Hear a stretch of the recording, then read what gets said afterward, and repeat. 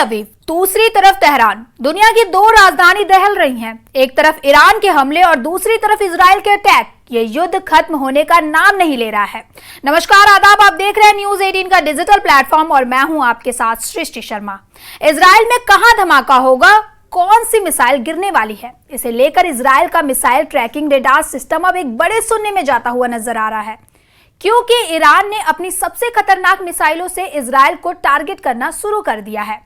Israel का दावा है कि ईरान अब 4 तरह की मिसाइल फायर कर रहा है। इनमें सबसे खतरनाक फत्ता-1 और खैबर शिकर मिसाइल शामिल है। इसमें कद्र और इमाद मिसाइल भी शामिल है। फत्ता हाइपरसोनिक मिसाइल की रेंज 1400 किलोमीटर है। खैबर शिकर मिसाइल की रेंज 1450 किलोमीटर है। वही कद्र मिसाइल की रेंज 2000 किलोमीटर तक है और इमाद की रेंज 1700 किलोमीटर है।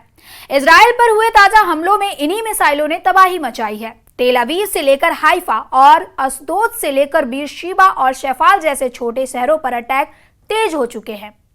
मैं इस वक्त इसराइल में बिगिन इलाके में हूं, उस जगह पर जहां पे भयंकर तबाही हुई है, जबरदस्त तबाही हुई है। यहां पर ही मिसाइल गिरा है, यहाँ पर ही ईरान का मिसाइल गिरा है और बहुत ज़्यादा पेंट्रेट हुआ है डीप, और इर्द गिर्द आप देख सकते हैं क्या हुआ है। और इस जगह पे करीब 40 से 50 मकान तबाह हुए हैं। 400 मकानों में इम्पैक्ट हुआ है, यानी शिगाफ पड़े हैं, शीशे टूटे हैं। और इर्द गिर्द जो मैं देख रहा हूँ यहाँ पे हर तरफ से इस पूरे एरिया में तबाही हुई है। 7 लोग यहाँ पे ज़ख्मी हुए हैं और उन्हें हॉस्पिटल पहुँचाया गया, लेकिन प्रॉपर्टी डैमेज यहाँ पे ह्यूज है। इजराइल के साथ ईरान में क्या हो रहा है? इजराइल के हमलों की नई रिपोर्ट बता रही है कि नेतन्याहू की वायुसेना ने कहर मचाया हुआ है। तेहरान में 3 बड़े टारगेट्स पर बमबारी की गई है। इजराइल का दावा है कि उसने ईरान में पैरामिलिट्री फोर्स बासिस के हेडक्वार्टर पर हमला किया है। उसने रेवोल्यूशनरी गार्ड्स के आंतरिक सुरक्षा इकाई के हेडक्वार्टर पर हमला किया, और तो और तेहरान में एविन जेल पर भी हमला किया गया, जहां पश्चिमी देशों के लोग कैदी हैं।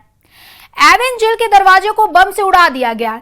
नेतन्याहू ने मकसद साफ कर दिया है, वो चाहते हैं कि राजनीतिक बंदी जेल से आजाद हो जाए, क्योंकि जितने कैदी बाहर निकलेंगे वो ईरान की सरकार के लिए मुश्किल खड़ी कर देंगे, क्योंकि ईरान में बगावत हो जाए। ये धमाका करके ट्रंप और नेतन्याहू की दिली ख्वाहिशों को पूरा करने की कोशिश है। ईरान में सर्वोच्च नेता अली खामनेई और राष्ट्रपति पेजेश्कियान की सरकार अब भी अमेरिका के टारगेट पर है। ये बात ट्रंप साफ कर चुके हैं।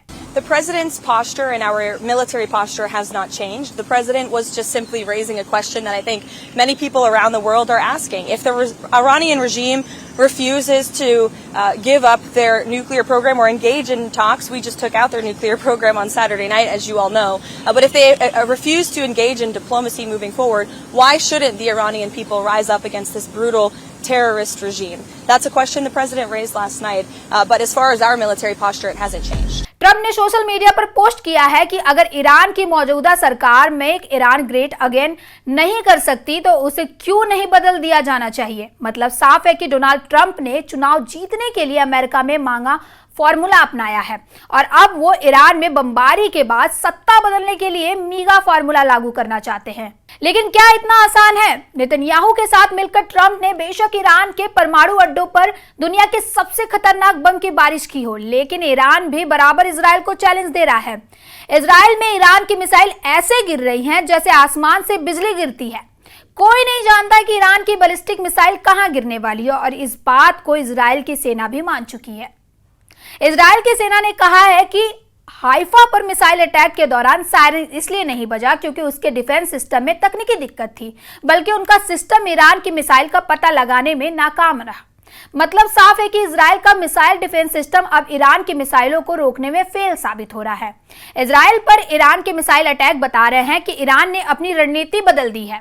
इजराइल में 30 घंटों के अंदर मिसाइल कम गिरी है, लेकिन उनकी कामयाबी का रेट नेतन्याहू और उनकी सेना के हौसले पस्त कर सकता है।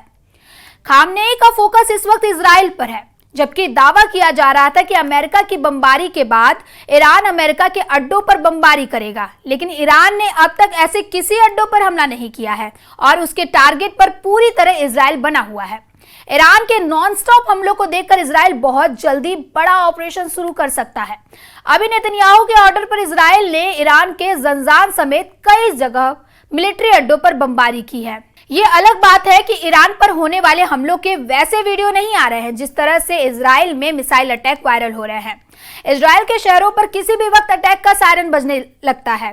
हाइफा से लेकर तेल अवीव में ऐसे सायरन साबित करते हैं कि ईरान के मिसाइल हमलों को लेकर इजराइल लगातार एक्टिव है। लोग फौरन करीब के शेल्टर में पनाह लेते हैं। अंडरग्राउंड मेट्रो स्टेशन ऐसी सबसे बड़ी जगह बन चुकी है जहां ज्यादा से ज्यादा लोग फौरन छुपने के लिए पहुंच जाते हैं। ईरान अब क्या करने जा रहा है, इसका अंदाजा ये मीटिंग देखकर लग जाएगा। इस युद्ध के दौरान पहली बार ईरान के नए आर्मी कमांडर की मीटिंग का वीडियो जारी हुआ है। सामने army chief major general Amir Hatim है। वो सेना के हर बड़े कमांडर को ऑर्डर दिया जा रहा है कि अब इजराइल और अमेरिका से कैसे निपटना है। ईरान के नए आर्मी चीफ ने ऐलान कर दिया है कि अमेरिका को ऐसा जवाब दिया जाए कि ट्रंप याद रखेंगे। मेजर जनरल आमिर हातिम ने कहा है कि शहीद हुए तो ईश्वर का आशीर्वाद होगा, लेकिन ईरान अब जीतने के लिए लड़ेगा।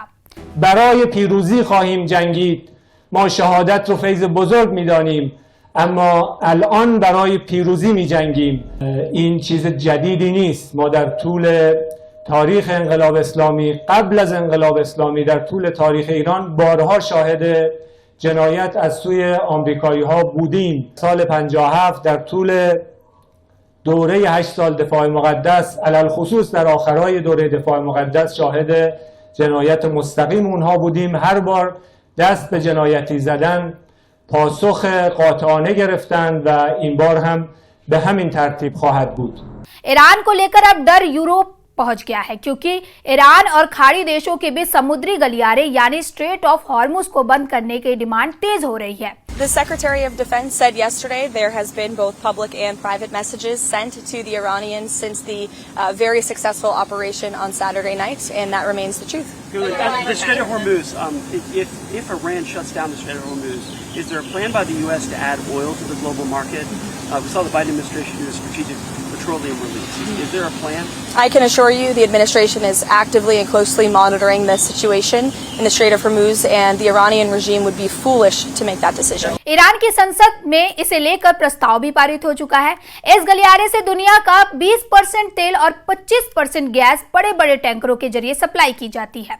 So ministers are very much focused on the diplomatic solution, and also the concerns of retaliation and this war escalating are huge. Especially closing of the Strait of Hormuz by Iran is something that it would be extremely dangerous and not good for anybody. अगले 24 घंटे Iran और Israel के युद्ध को लेकर बहुत गंभीर होने जा रहे हैं।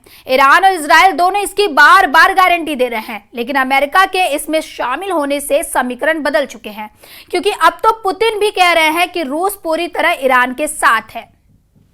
ऐसे ही खबरों के लिए देखते रहे न्यूज़ 18 का डिजिटल प्लेटफॉर्म, और इस खबर पर अपनी राय कमेंट सेक्शन में जरूर दें। Thank you.